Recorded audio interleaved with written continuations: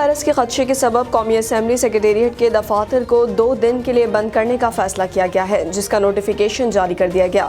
قومی assembly secretariat کے شعبہ انتظامیہ کی جانب سے جاری نوٹیفیکیشن کے مطابق قومی اسمبلی کی قائمہ پبلک اکاؤنٹس اور خصوصی کمیٹیوں کے ہونے والے اجلاس منسوخ کر دیے گئے۔ دفاتر کو 16 مارچ تک بند رکھا جائے گا۔ کورونا وائرس کی صورتحال کے حوالے سے کورونا وائرس کے خدشے کے سبب قومی اسمبلی سیکریٹریٹ کے دفاتر کو 2 دن کے لیے بند کرنے کا فیصلہ کیا گیا ہے، جس کا نوٹیفیکیشن جاری کر دیا گیا۔